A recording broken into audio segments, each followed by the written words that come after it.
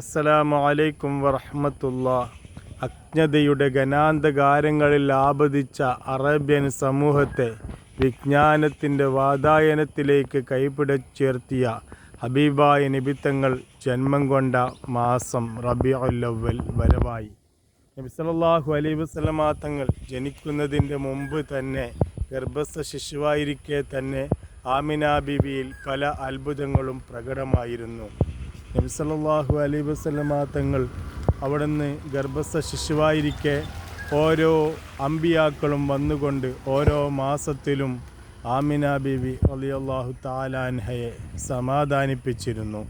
ആദ്യത്തെ മാസം ആദം നബി അലൈഹിസ്സലാമും, രണ്ടാമത്തെ മാസം ഇദ്രീസ് നബി അലൈഹിസ്സലാത്തു വസ്സലാമും, മൂന്നാം മാസം നൂഹ് നബി അലൈഹിസ്സലാമും, നാലാം മാസം ഇബ്രാഹിം നബി അലൈഹിസ്സലാമും, അഞ്ചാം മാസം ഇസ്മായിൽ നബി അലൈഹിസ്സലാമും, ആറാം മാസം മൂസാ നബി അലൈഹിസ്സലാമും, ഏഴാം മാസം ദാവൂദ് നബി അലൈഹിസ്സലാത്തു വസ്സലാമും, എട്ടാം മാസം സുലൈമാൻ നബി അലൈഹിസ്സലാത്തു വസ്സലാമും, ഒമ്പതാം മാസം ഈസാ നബി അലൈഹിസ്സലാത്തു വസ്സലാമും അവിടുന്ന് ആമിന ബീവി റളിയല്ലാഹു തആല അൻഹയുടെ അരികിൽ വരികയും അവിടുന്ന് സ്വപ്നത്തിൽ വന്നുകൊണ്ട് ഓരോ കാര്യങ്ങൾ അവിടുന്ന് സംവദിക്കുകയും ചെയ്തിരുന്നു.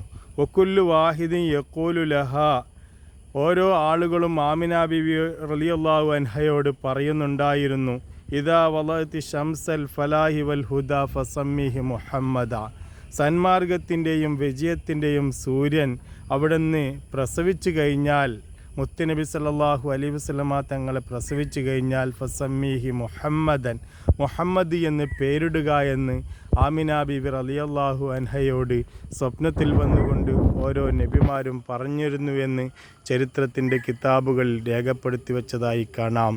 മുത്തുനബിയെ അതിരറ്റ് സ്നേഹിക്കാൻ നമുക്ക് അല്ലാഹു തൗഫീക്ക് ചെയ്യട്ടെ. അസ്സലാമു അലൈക്കും വറഹ്മത്തുള്ളാഹി.